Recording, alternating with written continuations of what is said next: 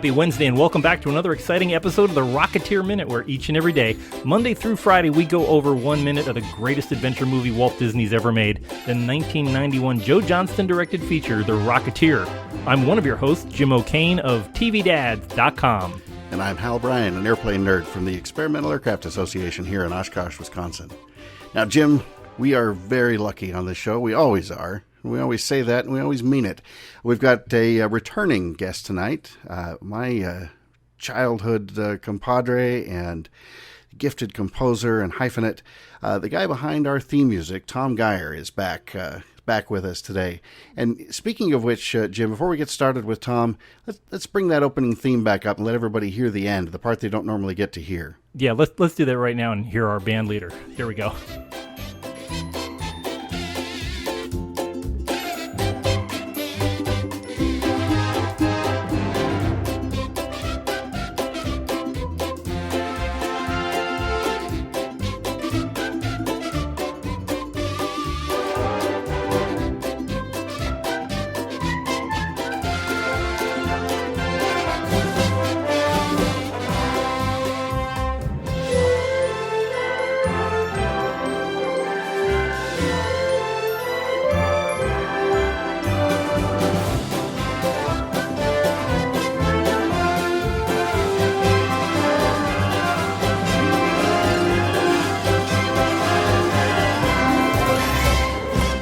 Hey guys, how's it going? Okay. It's going great.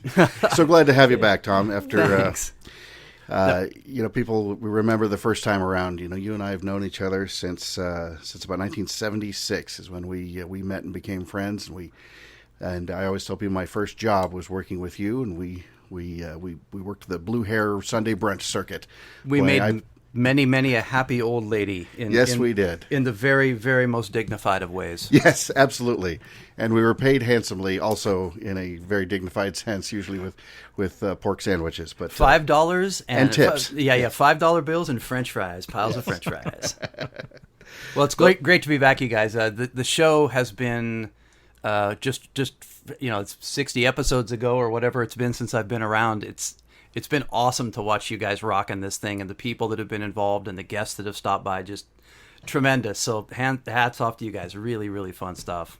It's been a lot of fun doing it, and the one thing that we get consistent comments on is the quality of our intro and outro music. I mean, people actually beg us, could you please put up the clips to that sound? So we actually put the MP3s out there on the file. I'm sure there's people that are driving around or running on a treadmill with your songs on an endless loop. I'm one of them. That's more kazoo will make the world a better place. It's simply a fact. So I'm so happy to contribute. And I tell you, the closing theme, which I think we'll play in its entirety, at the end, many minutes from now. Every time I hear that one too, it just I get this vibe that says I just listened to a real show. This is a real thing. This isn't just the world doesn't have to know that I'm just a nerd sitting here in my pajamas at my desk. Well, it doesn't matter, and it's funny because I only kind of do things one way, and it's kind of just do it. And all I was going for was like Johnny Carson's sort of game show jazzy wrap up, and it was actually Jim's idea to do that thing in that sort of metric subdivision to give it that overall feel. So it just came natural, and all it was it's the TV you and I were watching together back in the day. Yeah, man. exactly. Simple. Yeah, all I said was, could you do it? I don't know if this will work, but could you do it in 6/8? And he turns around, and all of a sudden it's Lalo Schifrin coming out of the speakers. Exactly. That's the Mannix theme. It's wow. Yeah, I get a lot of different sort of 70s TV vibes out of it. It's like the literally outro to Bob Newhart. It's all that kind of stuff. But you get all it's of it. Westwood Elementary School. It's Latchkey Kid. I was reading this thing about Gen Xers, right? Talking about, us latchkey kids and spending all of this time at home alone, unsupervised. And I just kept thinking, that's Flight Sim, that's Speed Racer, and sometimes we push into the evening, we get some SWAT, some Wonder Woman. But that's where all of this stuff has come from. I mean, what would I be without those latchkey hours, man? Yeah. All those Jeopardy end music and Entertainment Tonight. It's all there. It's just in there. It's part of the DNA. It's in your cells. And sitting there in, not to go so too far down the road of inside Yeah, baseball right. and personal reminiscences, but Tom, you remember? late. Yeah, way too late. Yeah. Everybody, just stop for a minute because Rocketeer's coming. Rocketeer's coming. We promise you that. But Tom, you remember sitting in that computer lab, and I think it was maybe it was in junior high, probably part of Gene Methvin's, the dear late Gene Methvin's computer R.I.P. class, working on trying this assignment where we were supposed to code a version of Tic-Tac-Doe because that was the teacher's favorite game show. I do remember trying And I to remember backwards you- engineer, yeah. Yep, I remember you and I working together on the music piece of it. I was doing a little bit more of the coding, and you were, of course, laying out the notes and stuff like that. And it was, okay, what number equals which pitch kind of thing. Yeah, exactly. It was crazy and I think stuff, you and man. I were the only ones who actually accomplished the part of the project that was assigned to us. Whoever was supposed to actually make a playable game, didn't happen. So detention for them. More misspent youth in Yes. unsupervised closets. It's just what happens, guys. It's great. Get out there and create. That's Exactly. What it is. Just be doing. Well, we were talking about a guy who wears a rocket pack on his on his Yeah, back. shall we? As We were we indeed. do. And we're now 63 minutes into this movie already. Crazy stuff. It's And hard to believe. Back in the center of all the music of the Rocketeer, which is the South Seas Club. We're watching the the producer's niece and the line editor's girlfriend and all the other people that are dressed up in tuxedos, watching a voiceless dance of Jenny and Neville. And as I was looking at second three, I kept looking at Jennifer Connelly's ear, and I'm trying to figure out if she's wearing like some kind of a headpiece, like a hearing aid or something, to pick up noise. It doesn't look like the normal, cochlea there. That's it looks like interesting. there's some kind of a flesh tone fixture in I there. think she just has odd physiology, perhaps. I don't know. I'm You gonna may have be the to, first person in history to say that about Jennifer Connelly, Tom. But I mean, if what's that is her wrong with her? only Yeah. flaw, I mean, if we're picking on the inner ear canal forming, I mean, this woman is good gracious. She's what we're fighting for. So, actually, you know what I'm doing is I'm going through. I typed in Jennifer Connelly ear in Google search, goodness, and this is not going to end well. I've just discovered something. You only see her left ear at any given time. If you It must be her right ear because this is. Yeah, but I'm We're looking at her right ear in this scene. Yeah, I know, but I just Wait, the late James Horner has something to say. Ooh, something's dangerous.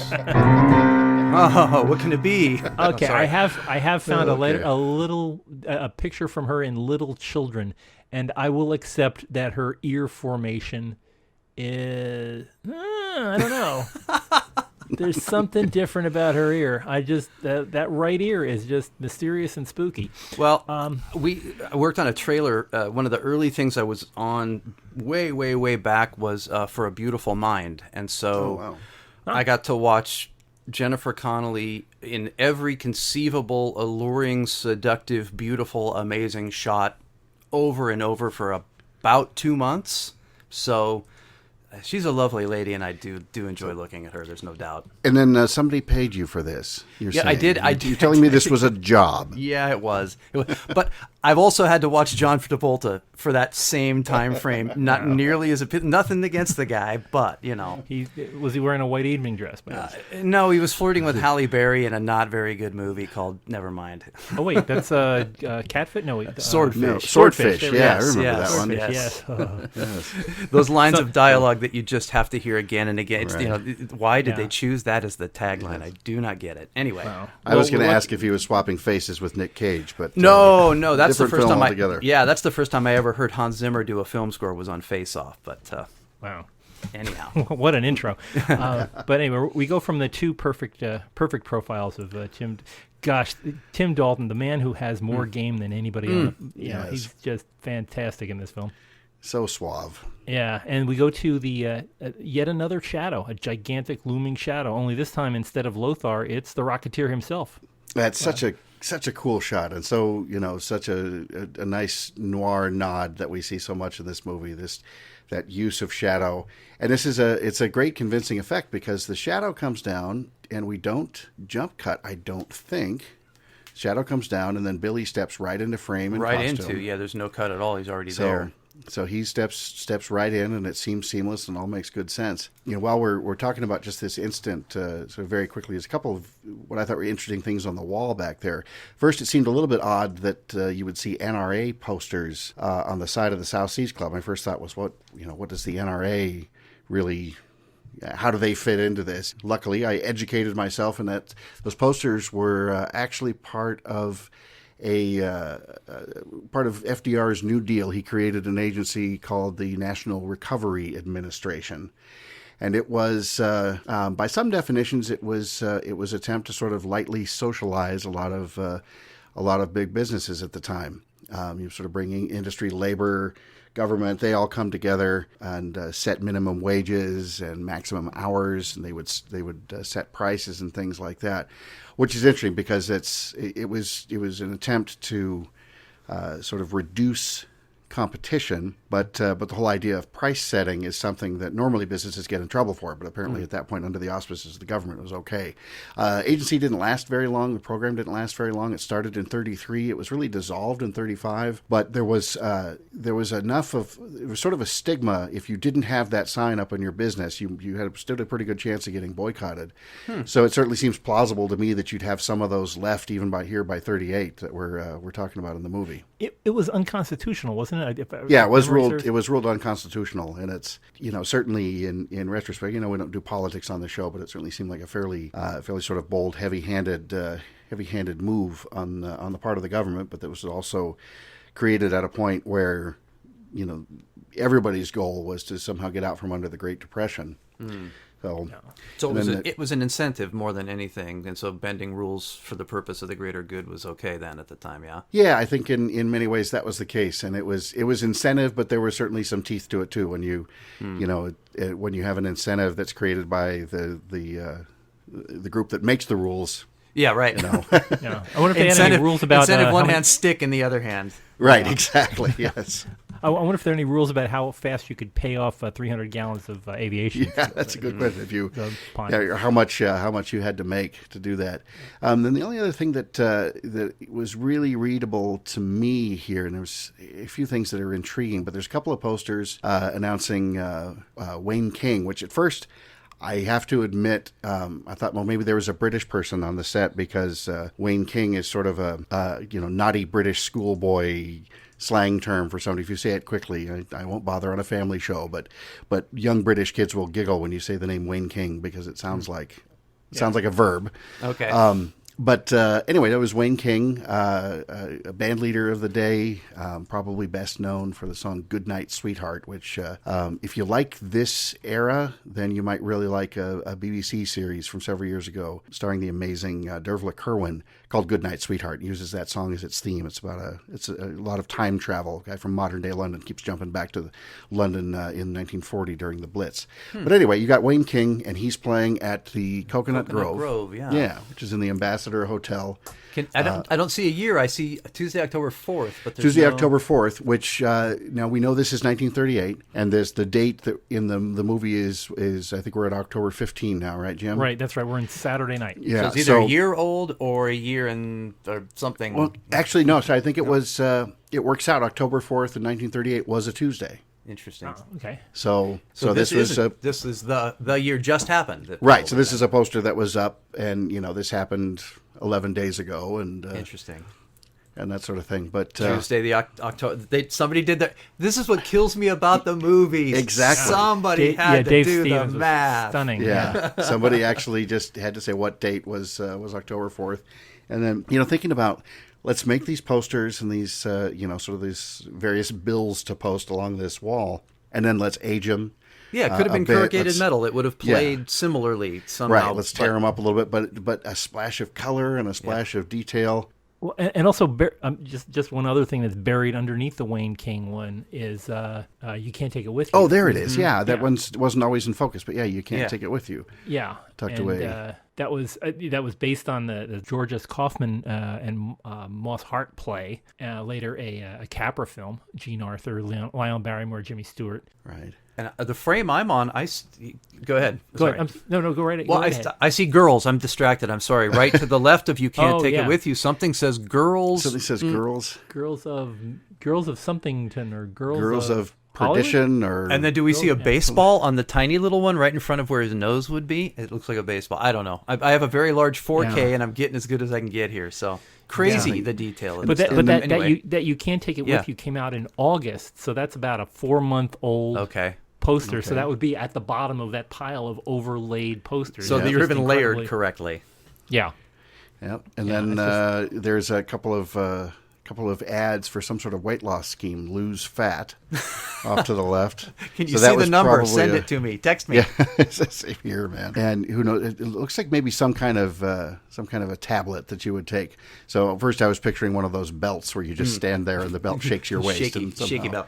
Yes, and then off to the left, there's something about drums, which is intriguing to me, but I just couldn't tell you. Couldn't tell you Well, maybe what they that were is. figuring that the musicians that were on smoke breaks, although they didn't have to go outside to smoke. Yeah, they could but smoke it. Maybe, maybe the musicians were just hanging out back for some other ingestibles. You're right. Or another reason that's political that I won't say. Okay.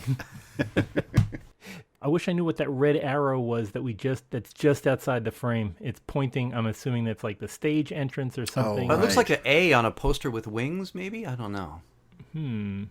Oh, I think you guys are looking at the opposite end. So, Tom, I'm- you're seeing yeah. the NRA posters there. on Okay, the yeah, I far got to go left. back. Okay, So right. Jim's I see. talking about Yeah, no, the neon. Got it. frame right, the the neon. neon there. And technically, this is the. I'm just trying to remember in future minute. The South Seas Club is on the northwest corner of Hollywood and Vine, at least according to the layout. So this would be the southwest corner. Hollywood and Vine. Yeah. Okay. So we are at Hollywood and Vine, not too far from Schrafft's, which would be actually if he went out that way down Hollywood Boulevard. He's coming out on the Hollywood Boulevard side of Hollywood and Vine. If he had made the left past on Vine Street, Schwab's drugstore would be around the corner where people like Lana Turner. A lot of people were discovered Somebody could out go that and get way. discovered, exactly. Yeah. Although he good. doesn't really want to get discovered. And now all you get is Dirty Elmo and Filthy Spider-Man out there. It's awesome. yeah. Yeah. Yeah. And Filthy Spider-Man. It's Wow. quite a scene up in that area these days, guys. Yeah. Peculiar to think that with Jim in Texas and me in Wisconsin, that Tom, you could just push pause and run out there and, Well, and it's- give us a live report. I'm I got Reporting a little live ways, from but- Hollywood and Vine. I'm just far enough away for sanity's sake and traffic's sake. It would actually, I'm about 40 miles away, but it would take me, what time is it? It would take me about 2 hours to get there right now. Jeez. And if I'm remembering my 1930s geography correctly, when he's looking as the Rocketeer takes off his helmet, I think he's looking at the Pantages Theater that would be across the street on Hollywood Boulevard. Which is still there now. Yeah. So he's and actually, if he went to the right, he would actually be getting into the Hollywood the Hollywood subway stop. Subway, yeah, it's right there. Yeah, Yep. with those big plastic palm trees. and The things. Red Line. Yes, yes. Which is one of my favorite. That's one of my favorite subway stops in Los Angeles because the entire interior is made out of old 35 millimeter film reels. That whole area is actually, I mean, that's cool. Filthy Elmo notwithstanding, the Kodak, and then there's the big, Gothic neo throwback sculpture that opens into that promenade that goes up behind the Kodak. It's a very, very cool the area Dolby over Theater there. and all Yeah. that. Yeah, the remake of oh gosh, was it Intolerance? I think that's the ones with the giant elephants and things like that. Yes. Just totally tourist, but it's perfect. No, for all- it works. And still standing on the stars, looking up at it with the Academy Award Theater to your left, and you can see the Pantages down. It's pretty cool. And the El Rey's and- across and the the street Egyptian, behind you and all of that stuff. Oh, how Yeah. cool. It's funny you mentioned the red line. The El and Cap, always- not the El Rey, the El Cap. Oh, sorry. the El Capitan. yeah, the El Caps across the street. Yeah. It reminded me. You mentioned the red line. I always remember, for whatever reason, it was in Valencia, California, and Where they filmed the Bulldog. So yeah, that's right. And I was down there with some friends from high school, and just after, and we went to see Who Framed Roger Rabbit on opening night. And there's a line in that movie which I dearly, dearly love. But there's a line in the movie where they make some reference to, eventually building some big superhighways and whatever. And then somebody says, why does anybody need highways in LA? We've got the best public transportation system in the world.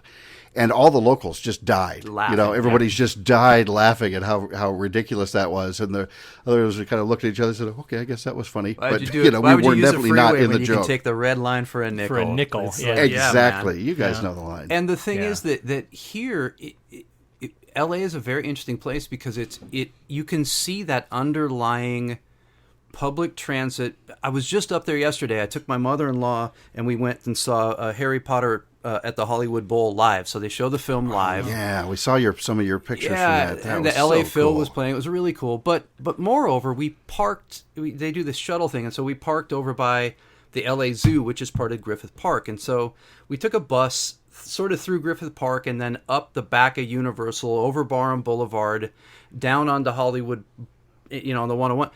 You forget all that stuff is really small, actually. Yeah. And LA is this like giant overlay that stretches 100 miles north to south and 90 miles east to the coast.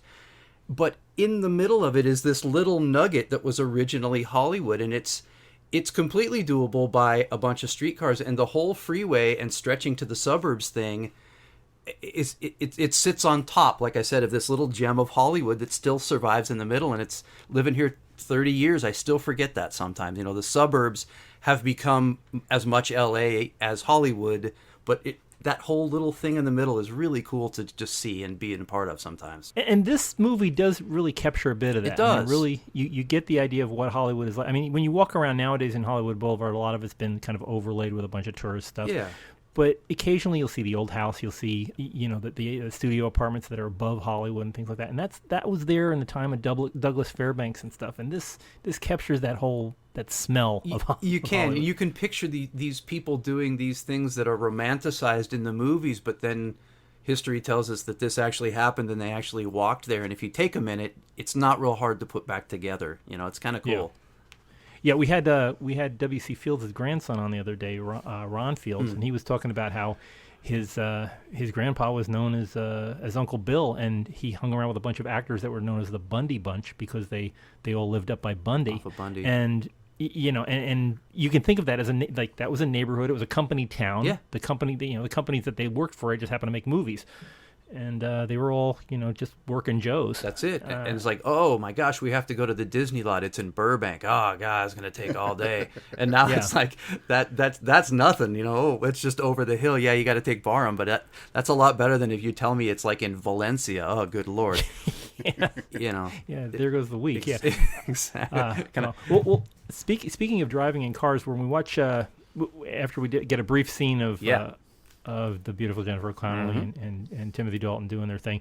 We're back looking at that excellent neon sign of South Seas, and we see the Buick Roadmaster that had previously pulled up in front of the Bulldog drive right in front of our hero. Right, that Buick goes by, then there's another Buick, I think it's a 33 Buick that's just sort of parked on the curb, kind of in the mid foreground there. If I'm remembering correctly, it's off to... I think it's off to the right in the with the headlights on, kind of facing the camera, is 34 Ford Tudor. So just such beautiful set dressing. They just say absolutely do not make them like that anymore. And such an iconic scene of he looks like he's about to walk into the saloon. He's kind of a Gary Cooper look to him, just marching up to the the watering hole, right, and getting ready to do his business with the bad guys. I do have one complaint, and I always have this, and I always have.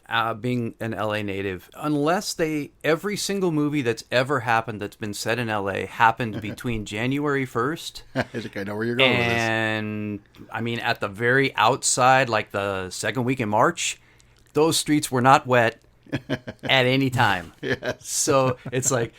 It's very romantic and it's very lovely, but it's like, oh boy, another real, okay, maybe late October. I'll give them that. It could happen. Usually late October, it's 105 one last time just to remind you where you live. But anyway, sorry, nitpick. So, well, another little. This is the same Saturday when there weren't any. We saw him flying around in the beautiful Simpsons cloud sky. Okay. That's true. So it's just maybe they had just filmed a movie there and they'd watered down the streets. Or, That's or, probably or it's what- super humid and they got one of those things that happens every 3 years in October. Could be. We'll give it to you. We'll give it to you. We'll have to look at the historic weather reports to see if Somebody maybe get it a did rain. farmer's almanac in Yes, here. exactly. And another little Roger Rabbit reference. I'm remembering Benny the Cab. Just how about this weather? Huh? It never rains. Don't make me play Eddie's theme. I'll do it. I'll do it. I double dog dare you. Oh, I love that.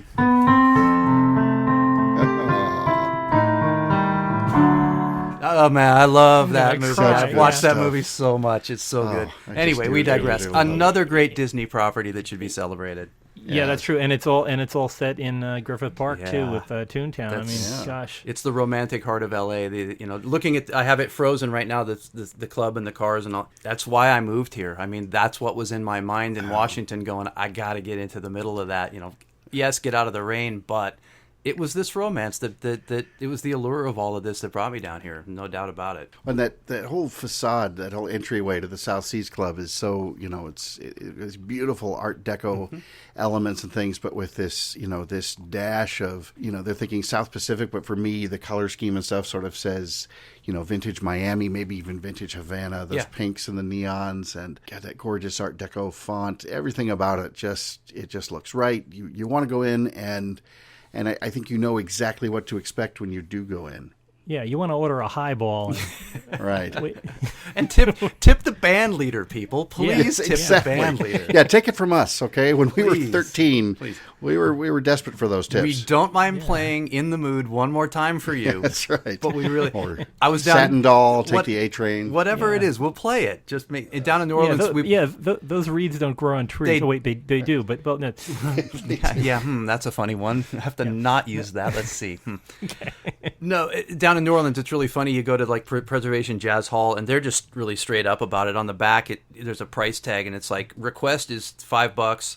This song is this bucks, and Saints Go Marching In is 50. It's just, Oh, geez. it's just right there on the wall. That's It awesome. just leaves it. You don't even have to talk about it anymore. So It's like the guitar store in Wayne's World. No Stairway to Heaven. Right? Just don't do They're it. They're very specific. straight up, don't do it. Yes. Oh. Oh, now Superior Humans again. See, in the next frame, old cars. Look, Superior Humans. Oh, Yeah. good grief.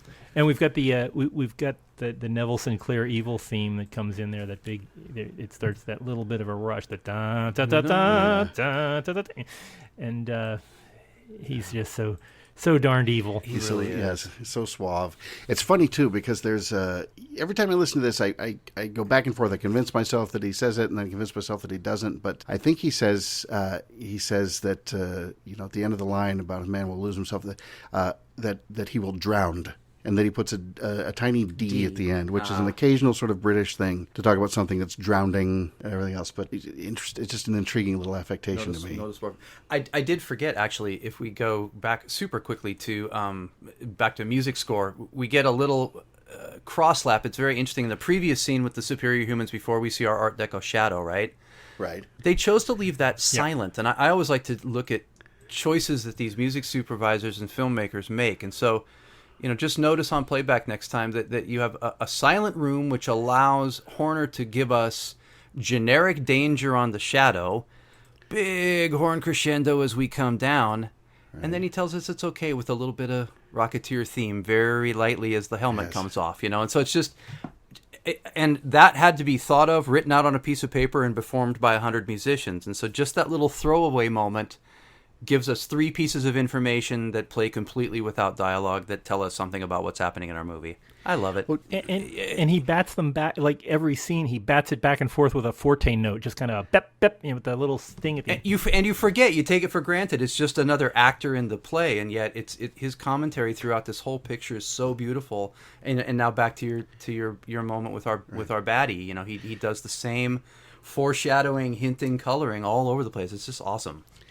Tom, one of the things that really, really stuck with me when you were one of our very first guests back 60 minutes ago, 60 episodes ago, was you were talking about the theme and you were playing it for us, and I'm gonna beg you to do that again here in a moment just because I love it so much. You're talking about that theme, and you said what Horner was doing at the beginning is he's teaching us a song. Yeah. And that was profound to me because he said he's teaching us a song, he's getting us familiar with it, And then when we hear it again, then throughout the movie with all the different variations, whether we go a little bit minor or we punch it up, we make it dramatic, all these different things, we know what that song is. We know that song. It's as you said, it's the score becomes a member of the cast. Yes. becomes an important supporting player. But that really stuck with me. And it's changing how I look at other movies. At least anything that has what to me is a memorable thematic score. Yeah, exactly. And it really is. And it's, if you do it right, and not to say that, I mean, we're talking about giants here, so I always have to put a little caveat there that Horner is one of the thematic geniuses of the medium, really. And when you get it right like that, this moment is a great moment to show. He doesn't say anything. Is it really him under the hood? We don't really know. But as soon as you... Oh, yeah, okay, it's fine. There it is. You don't need anything more because it's there. And the way he's constructed it and the way he's using it and he's fragmenting these themes now, it just gives you the vocabulary, as you say, to interact with the story in a way that an actor would. And it's often a lot of times what young composers miss, right? They look at a movie as every scene is an individual element to be tackled, and you knock them out one at a time, right? The process of scoring a film. And you really have to look at the process of scoring a film as finding the words first. And then you can't be saying foreign words in the middle of a conversation or you'll confuse people. And so Horner is so good at being true to these. And here we are, 63 minutes. He's not interjecting a lot of new information at that point. He's relying on the songs you already know to teach you what steps to do to the dance. It's a beautiful thing. It really is fun to see it come together like this. And it's always fascinating to me. And I think you were talking a moment ago about choices that music supervisors make, and even mentioned, the silence. Obviously, for this scene, the silence is important because, that's part of sort of Neville's seduction here is dancing with her when there's no music. I think that's something. You and I have talked a lot about John Williams, and of course we've been talking about Star Wars since we were 8. Yeah. But you go back and watch Episode 4 in particular, and by comparison to a lot of modern films, not a blanket statement, but it can be surprising as to how much silence there is, and that can be a powerful tool. You don't always need to be right there, sort of in the audience's face, telling them exactly what to feel. Like I said, in this scene, we're using the silence very specifically, but interesting to note when you do hear that employed as a strategy from time to time. Well, it's really fun. I mean, when you think fun, there's a funny word. It's interesting to watch the parallels, and it's a story I'll tell often to younger people talking about playing jazz music, right? You'll meet a young person that's got a lot of chops, and I know 1,000% I was guilty of this. Just because you can doesn't mean you should, right? This philosophy feeds a lot of different things. And there's the classic story of Miles Davis talking to young musicians, and the musicians are going, "Man, we dig all of the licks you play and the way you put the licks together, but what I appreciate so much is that sense of space that you put into your solos. And how do you get that sense of space?" And Michael says, "Take the hone out your mouth." And it's so true, and in scoring a movie, it's the same thing. Sometimes you'll say the best way to let this resonate is to just do it quietly. And we call it an erase fest. Sometimes you'll score a cue, big long cue. You've got it chock full of every idea you can think of to see what sticks. And slowly you go through and you start going, no, that stinks. Don't need it. Stepping on dialogue. This sucks. That sticks out too far. Pretty soon you've got it down to like 3 piano notes and a cello holding this thing.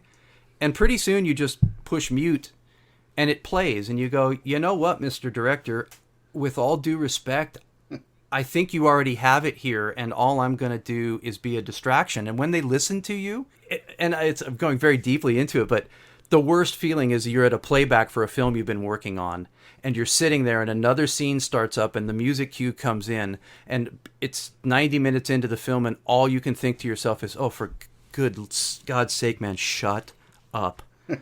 Just please stop playing music for 5 seconds in this and give it a breath. And when they've made choices like this and they've given the music time to breathe and the dialogue time to come to the front, and even completely quiet scenes where you have a beautiful image and a wind blowing through a tree leaf, and it's just the Foley and a little bit of walla, and that's all.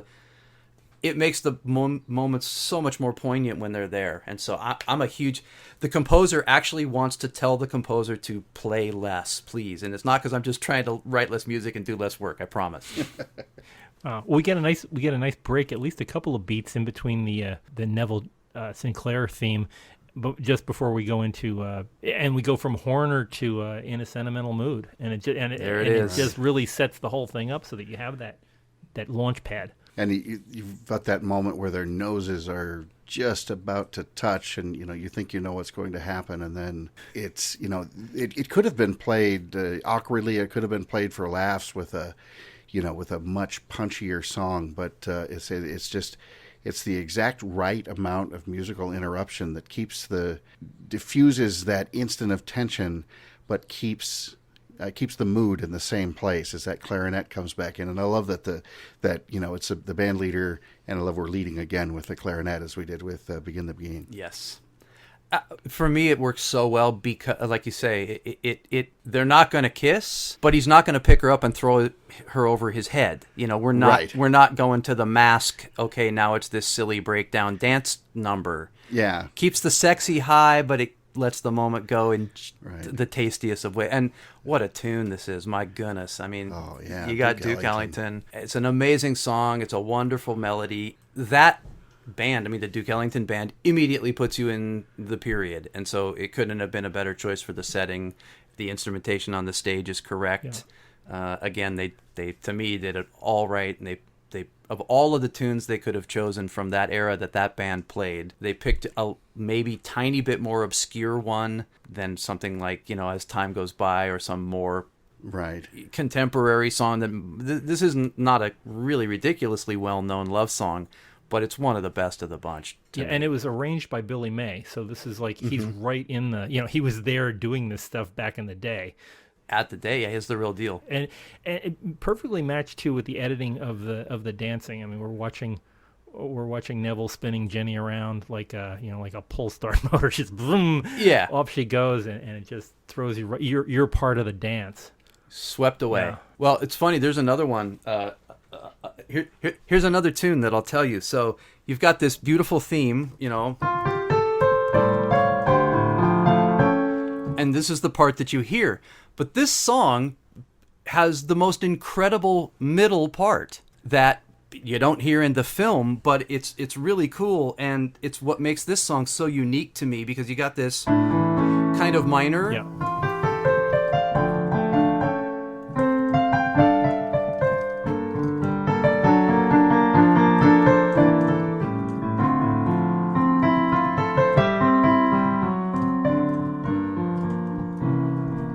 I'm going to skip to the middle part. Here's the bridge. Major.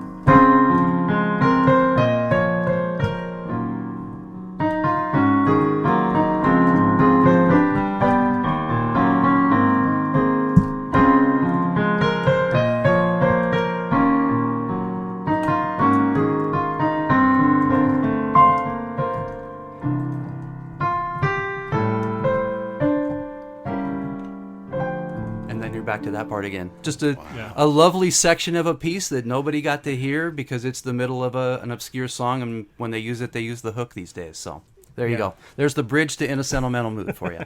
Good job. Gosh, that was amazing. And you wish they had a non-director's cut because Joe Johnston cut it out. But if they had an extended version, just watch them dance for a couple of more minutes. I wouldn't mind.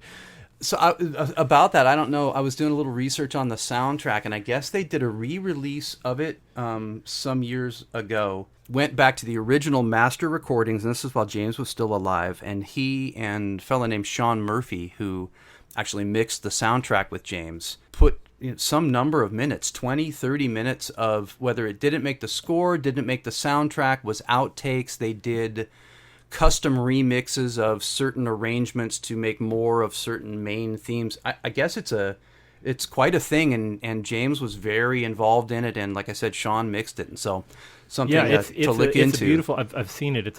Do you know it? Yeah. $110 for the CD.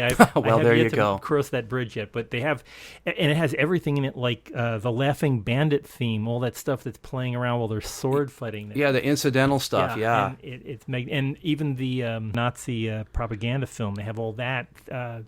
Themes, and and it's fully orchestrated, so it's just a beautiful thing without all the filters too. So so nice. Yeah, that's the other thing I read. Yeah, that the packaging itself was just unbelievable. Yeah. So well, Sean, I must have it. Have you talked about Sean Murphy? Has that name come up at all? I'm not talking about Sean Murphy. So he's a music mixer, and so what that means is he sometimes does, most of the time does, record the orchestra. So you write the score, you get the score approved by the director, then you go sit with an orchestra. The orchestra gets recorded, then that orchestral recording gets taken back and gets mixed as a recording of an orchestra, and then that recording of an orchestra gets mixed again as an element in the film with the dialogue and the sound effects and all of the other things, right?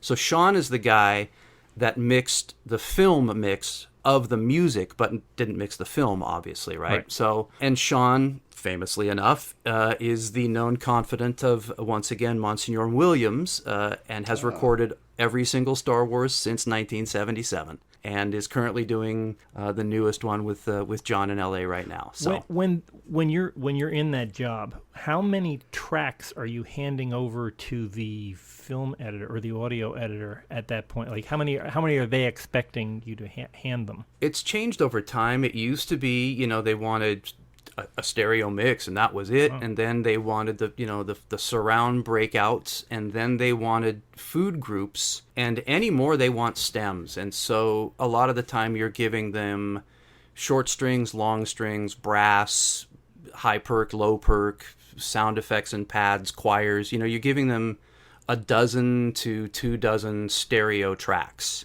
Okay. And then they're taking those breakouts, and that allows them, so sometimes for the good, sometimes for the bad, to manipulate the music in a way that you didn't intend. And so a guy like Sean Murphy in like this special release is a great example of that. The composer and the mixer of the film might not see eye to eye on the presentation of the music. You have to know that your ideal stereo mix in a pair of headphones with no competition is probably not going to do the job the same way that when they turn the main melody down, except for the one moment when you want to be swept away. And that's how the film mixer would mix it, right? Yeah. The more flexibility they get, in one sense, they've done a lot of bad stuff because they've screwed up a lot of really good sounding music with some poor choices. But I found they've done more good than bad, and here's why. Now they can turn elements down that are getting in the way instead of just grabbing the stereo mix and turning the music down. You know what I mean? It's not a duck under. You're actually just you're more hearing it in parts, and they're helping you be a better composer because you made a poor choice rather than just turning your entire thing down because you're an idiot, right? And so and that really is the trick. If you've written the music correctly, then nobody should have to be mixing anything because it should be sitting where it belongs. That's if all goes according to plan, which it never does. Yeah. Now, do they ever? Do they ask it for you? My familiarity with audio mixes is like with kits and stuff. Do they ever ask you to do for a movie, like give me the bridge, give me a chorus, and give me a verse, and then swapping back and forth that way? Or so it's interesting. That's more of a concept where, and I do both kinds of work. I scored a picture, but I also have a music library called Brand X, and one of the things that we do is a lot of music for licensing. That's what it's for. And so we have a catalog, and so a user will come through and take a piece of music and use it in their production, but what we supply for them is that same set of sticks, the stems, breakouts, there's a million names for it, but the components that make up the stereo mix. And that may be 6 or 8 groups of tracks that if you play them all at the same time, it sounds like the stereo mix. And if you play the individual ones, they sound good among themselves, but they contribute to the whole, right? So that's one way to do it.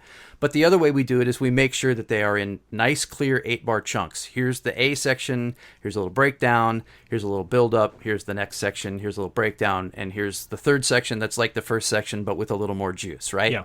And that gives the user the ability to use them, like you had said, intro, bridge, the sections of the songs, rather than dealing with, are the drums too loud? And so we actually have to do it both ways because when you're doing television and advertising and that, they think much more this way, the sections of the song, where the film guys think much more density of orchestration and how is it going to fit into the bigger picture of the mix of the film. Right. Yeah. This would, like, doing the Rocketeer would be a lot different than, say, you're providing the background music for House Hunters International or something like that. But that. Yeah. Well, then there's no composer on that. I mean, or there might be a group of composers, but they're writing the stuff ahead of time and the music's being dropped in as it fits, rather than a composer watched this 3 minutes and custom crafted by hand a piece of music to fit perfectly to the director's wishes, right? That's the difference. Yeah. And it's time frame and money. I mean, this movie probably took, I don't know, you guys know better than I do.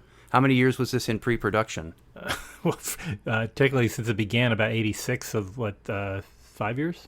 And then principal photography took a year? Principal photography was, I think it was 9 weeks. Plus the opticals, which took another several months. Right. So by that point, they knew who the composer was, and they were 2 years away from release, right? Yeah. And so the composer, James, probably had gotten a call from his agent going, hey, Disney's got this thing, and maybe he's had a meeting with the filmmaker. So the whole creative process of doing the score really is in best case scenario, well, it's shrinking. So James may have worked on this film for a year. We don't know. Nowadays, the turnaround time is 6 weeks for an entire major motion picture, if you're lucky, sometimes 4. Now, you may get 8 to 10, but those first 4 are going to be people not knowing what they want, and 90% of what you do is going to go into the trash, right? It's just the nature of the thing. And there's some, I imagine a lot of them are going, no, more like this, and they're clapping their hands, and you're like, what does that mean? You get some of that. I mean, that's more about who you're choosing to work with, And if you're starting out, you get the hand clapping guys, you got the singing guys, you got the let me play you the demo of my band back in the day because I think we had a song that's going to work for this guy. There's a whole cast of them, but you work with those guys once, and then you're busy. It's very simple, and you don't have to be mean about it. There are all, as I'm sure any director would say, and then I met this composer, and you know what he said? My mom thinks this is wrong, and you should. It's a two-way street. My wife doesn't like your mix, man. I'm sorry. This is a classic story. I have to tell it really quick.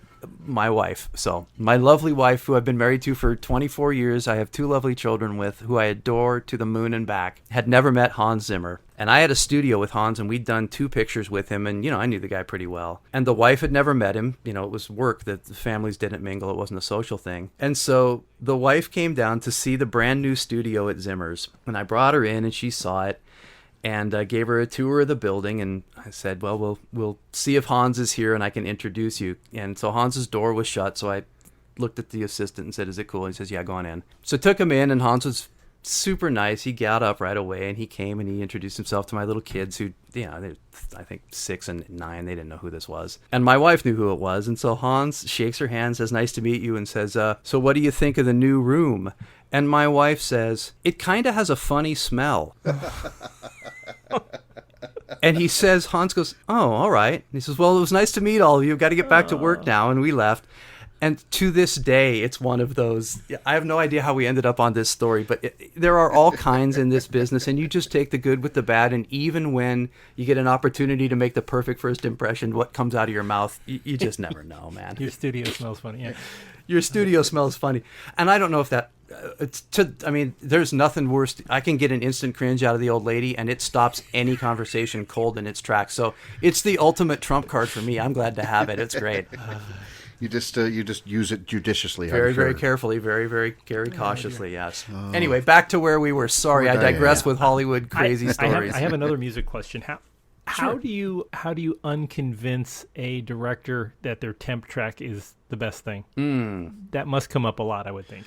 Yeah, well, so for those who don't know, and maybe you've talked about it already, the temp track is a track that gets put into a film when the film is being made, which can be literally the greatest tool on earth. If you got a director who's fundamentally inarticulate but knows what he likes when he hears it and can literally play something for you and go, this is what I want, it can be good. And so here's kind of the scenarios you find. Here's the temp track. We like the rhythm, we like the tempo, but we don't like the melody. That's great. Good news. We love the temp track. We think the melody is great, but we think it's too slow. That's also not bad. The third one is, we love this. Get as close as you can without getting anybody sued. That's bad. That's bad news there. That's not the one you want.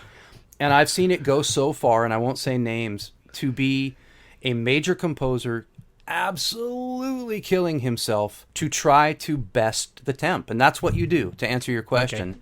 The only choice you have is endless lobbying over copious amounts of alcohol late into the night right up against the deadline. So if you get all those working, sometimes they'll go, yeah, fine, put your cue in. Okay. This is how Blackbeard dies. But anyway, that's a whole nother podcast. So, actually, there is a podcast for that. But moving along. The other alternative is to write a better piece of music, and that's pretty much what Gore Verbinski always told Hans. You don't like my temp? Better it. Wow. He didn't say bitch. I would say bitch after that, but I'm going to be nice. It's a family show, yes. So you can beep that out if you need to. And so that really is the challenge. Come up with a piece of music that does all the things, that hits all the beats, that satisfies all the right tastes, that is owned by the film, I would say. If you're James Horner and you got something in reel 7 in minute 92, and the director's in love with it, but you can go back and you can tie... which you know he's in love with because he's been in love with it since you wrote it. And you can convince him that thing is going to do the work of his temp track that he's in love with, and he's going to get the best of both worlds, then the conversation's over. So that's always what I try to do, is take the stuff that I know he loves, any material that I've created that's doing the work, take that material into the future and make it do the work for you. That's the only way you're going to win. But I've seen it go to the bottom line where they just licensed the piece of music they were in love with because the composer never bested it. Wow. If there's an odd piece of score from somebody else's movie in the back end of a movie that you're watching that seems oddly out of place and not terribly poignant, that's a piece of temp score that didn't get bested by the composer, folks. Wow. I had been reading a biography of Stanley Kubrick, and he had hired Alex North to do Spartacus, which is a fantastic... I mean, you listen to Spartacus, and it's... What a score. Unreal.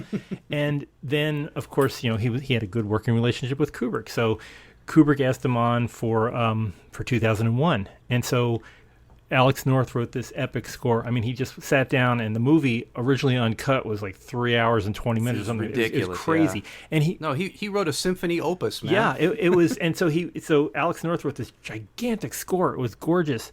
And Kubrick said, I've been listening to a couple of old classical albums, and I think I'm going to go with that instead. Strauss out. Yeah. So what I understand was, first thing he did was he's like, okay. So Alex North took the whole theme and put it over into another MGM movie called The Shoes of the Fisherman, which you can hear the original 2001 That's theme. The score. I forgot about that part. Yeah, he reused it, didn't he? Because they gave it back to him. Nobody owned it. And he was it's gorgeous. I mean, if you go look up, I'm sure it's on YouTube, go look up theme to Shoes of the Fisherman, and that's the actual score to 2001, the original score. I'd never heard that one before. That's from amazing. what I understand, they never spoke again. He never the hell with you kind of a thing, and that was it. And they never worked again together and didn't socialize at all. It was like what Alex North's comment was, I wrote him a score, and Kubrick decided to play records instead. Well, and so famously, I'm blanking on his name. Come on, Tom, Strauss? Don't be silly. Scorsese? Thank you. Yeah. Yes. He's the source music guy. He doesn't score his and Silence had silence. Yeah. So there are choices to be made. And look at Horner. Now back to something tangibly relevant. Gabriel Yared wrote, we probably talked about this last time, wrote a complete score for Troy, and it didn't test well with a test audience and got canned, and Horner wrote the score for Troy in like 3 weeks or something ridiculous. Wow. The score exists. It's out there. You can listen to it. It's amazingly appropriate and beautiful, and not that Horner's score for Troy was a travesty, but it sounded a little last minute to me, and I think Horner fans alike will not chase me down with sabers for saying such things. And Yared's score was deep and textured and rich and well thought out, and obviously had been produced over a long period of time. And the bottom line was they tested it, and the people that filled out the comment card says, yeah, it sounds like old fashioned sword and sandal music to us. And it makes the movie seem old-fashioned. Wow. And I don't know if that was 2 comment cards or 2,000, but it cost the guy his gig, and this beautiful piece of music went bye-bye. So It happens, Hans, back to Hans again. He's famous for saying that. You have not arrived as a composer until you've had a score replaced. That's what they call it. That's the polite terminology in my replaced. Yes, the film suffered a score replacement. That means one guy got fired. what that means. Yeah. Wow. Well, I mean, you think about Lucas hiring Williams to do Jaws and not Jaws for doing Star Wars, and then he became the Spielberg Lucas guy.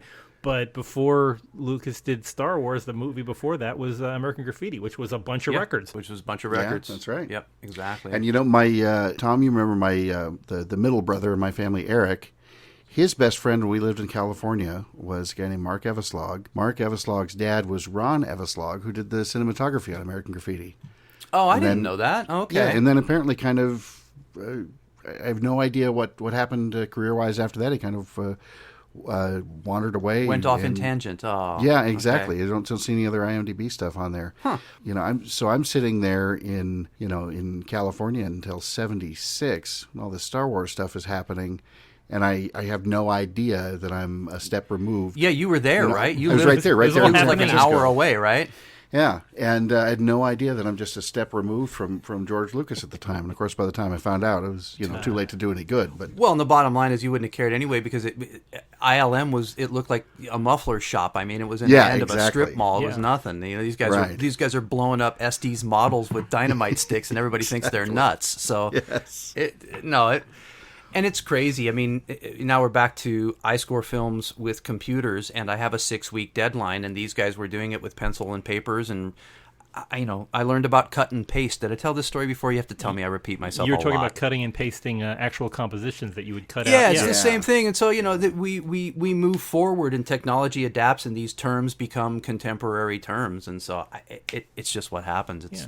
I think it's fun, and it doesn't challenge me so much, but I know it's been problematic for some people, to go from blowing up Estes models in the garage to staring at lines of code and wondering why the lips don't quite look like a normal person's lips would. You know what I mean? That's a different paradigm to exist in, just as mine of John Williams works at a drafting table with a stopwatch and a grand piano, and I sit in a room full of computer screens and a mouse. Yeah. It's it's different, and here we are sitting, in respective dining room tables and bedrooms and things. That too, talking crazy. Across the internet to tens of thousands of people. It's just kind of this is the future, and here we are. Well, should we get back to we're back with dip? I mean, it's unbelievable. Gosh. I want to kiss her so bad. She's so hot, you guys. Oh my goodness. Does your wife listen to this show, Tom? No, we've never really talked formally about a hall pass. Yeah, concept. this is my wife long knows that Jennifer Connelly is my Is she your celebrity crush for reals? Oh my goodness, I have just, but it's it's changed over time. I've just kind of now there's such an age difference in looking at old Jenny. I feel like I know. I got a 23-year-old daughter. And she's 19 in this movie. I need to find her a nice guy she can settle down with. Cliff wouldn't be bad if he'd get a regular job. That's he's too unreliable. You turn into the Jewish mother. Yeah, now we're dad. Yeah, but that's how I see beautiful Jennifer Connelly. It's like she's such a nice girl, and she looks like she could get a good career, and she really just has to stay away from these guys out of the airfield. I mean, what kind of a what's she doing dancing at the airfield thing anyway with these sorts? It's just. Let's get her a nice bowl of soup. Don't spill it this time. Yeah, exactly. She doesn't even know how to eat soup. I need to clarify. I did tell you that Beautiful Mind, that was a much older Jennifer who would have been much more age appropriate for the age of Tom. So I'm not talking about kissing 19-year-olds here, people. Just hear me out. Okay, all right. Sorry. Well, she is right about our age, Tom. So so it's not. So even when I thought she was pretty cute in Labyrinth. Yes. Yeah. Exactly. We were about the same age. It was at that time. Certainly. My goodness, I don't go back and watch that movie that way now. But as a teenager, and she's a teenager. What's that lovely song? Grow Old Along with Me, right? Yeah, exactly. Yeah. Well, of course, if my wife were a guest on the show, she would tell everybody who my very, very earliest celebrity crush was, which was sort of right before Diana Rigg as Emma Peel and Yvonne Craig as Batgirl. Right before them, I had a sort of pre-crush on Zira from Planet of the Apes. Okay. There was, I said, okay, says Tom. There was just something about Kim Hunter and all that makeup. No, it's okay. And I get it. She hugs Charlton Heston, gives him the kiss, and says, he's so damned ugly. There was something about that. I want to hug the monkey. It's okay. It's okay, man. Well, dude, for me, it was Linda Carter in slow-mo. I mean, let's just be real about the whole thing, shall we? It's that whole brunette thing that follows along. Yes, okay. Curvy brunettes. So this is true to form for Tom forever. It's Well, okay. we've all landed our own Jenny Blake, so let's go with that and consider it. And she's in the house Right. cooking Yeah. dinner. So I love this girl to and death. My and wife she is just a made me pretzels, so I can't argue about anything. It's just And Hal's wife lets him be Hal. Everybody wins. Yes, everybody wins. And mine just texted me as I was starting to talk. I just happened to glance down my phone sitting on the desk, and a text that just says "Zira!" exclamation point. So We love yous, honeys. she knows. yes. She knows me just all too well. They And make yes, us- Tom, as you said, she lets me be me and all that entails. They make us better usses, lads. That's just the truth of the And thing. Jennifer's married. Hear, hear. Jennifer is now married to the Vision. So everything worked out. Yeah, she got what she needed. It's okay. She stayed away from the naughty boys pretty much, I think, right? It's just there. They're everybody's happy. But we end the whole minute with our hero busting a window. He's doing a B&E right there. What's gonna happen next? Well, we'll have to tune in next time. Wait, and find Jane, out. he didn't say it, but he might have said when the window broke. He didn't. He didn't do that there, but he could have. He was done busy. That, yeah. He was He was busy thinking picking it. out the broken glass. He couldn't reach the keyboard. Right. That was the thing. Exactly. Hey, somebody's coming in the roof. What the heck? That's awesome. Wow. What is your favorite theme in the Rocketeer? I mean, beside the main theme, do you have a particular favorite of the? Well, it's that B part that you said that you played earlier Yes. on. That Yes.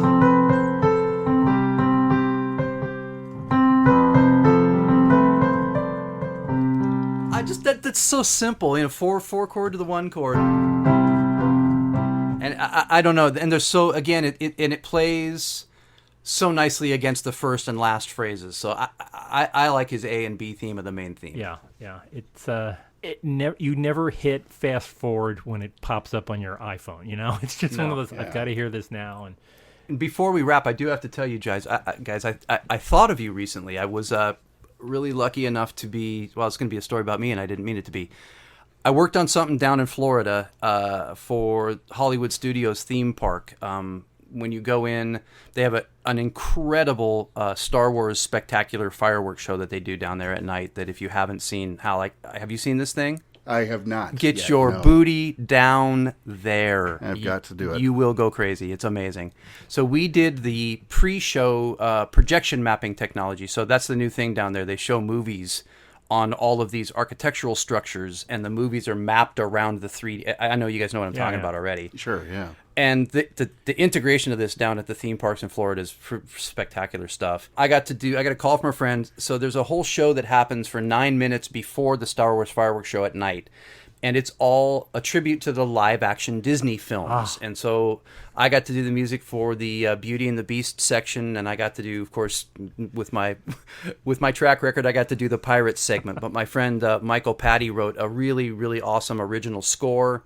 And then did a lot of the arrangements of the other classic themes. Long point to be, The Rocketeer was one of course, the themes. And he's they had a little segment in the show down there. And so I stood there listening to all of this that night, and I thought of you two boys. That's awesome. I always hear that it seems to be on an endless loop when you're waiting to get into the Epcot section. There, Yes, of it's course. playing. No, they do like their triumphant marches Yeah. on the entry line cues. It's Yeah. So it's sometimes I just wanted the line to slow down a little because it's just it really draws you in. I there's a couple of themes like that in the universe, and that's just one of them. I put that up with I like John Williams' Leaving Home from Superman, and it's that kind of soaring score to me. Absolutely. Oh, Yeah. It's everything that's right about what this country's supposed to be, all tied up in 25 magic notes or whatever it is. It's why you want it's the way you want to feel when you're watching a movie. It's just so Yeah. Well, we'll leave it on that side then, will we, gents? Yeah, Tom. Yes, no thank you kidding. so much for being Another on again. epic episode. And maybe My pleasure, Maybe yeah. we'll have you on again before they roll the end credits, so we can Hit me up during the end roll, fellas. definitely have you on again. That'll be fantastic. All right, guys. For folks who want to continue the conversation, I know we have a lot of musically inclined listeners out there. That's why you've got headphones on. You can listen to lots more music after we're done. But join us here on social media. You can find us out on all the usual places. Twitter at Rocketeer Minute. You can find us on Facebook, facebook.com/Rocketeer Minute. Find us at the big site, rocketeerminute.com. If you want to order a bunch of different soundtracks, including that $110 thing that Amazon still sells, Yeah. It's right there on the big site. Just go look in the Amazon section, click on the button, and they will be happy to take your money. So check that out. And also, please subscribe if you haven't already. iTunes, Google Play, type Rocketeer Minute, hit subscribe, and boom, every day, Monday through Friday, this thing pops up on your little machine. So we've probably run your batteries down while you're doing your treadmill. So let me let me say, Let's get the heck let's get out of here, guys. So thank you very much. We will see you tomorrow here on the Rocketeer Minute. Over and out. Well, before we say over and out, let's have the full range of Tom's beautiful end theme here. Because this show wasn't long enough, we're going to torture you for a minute. Oh, No, thanks, 56 everybody. 56 seconds of pure joy. Here we go with... Amen to that. Go get him, kid.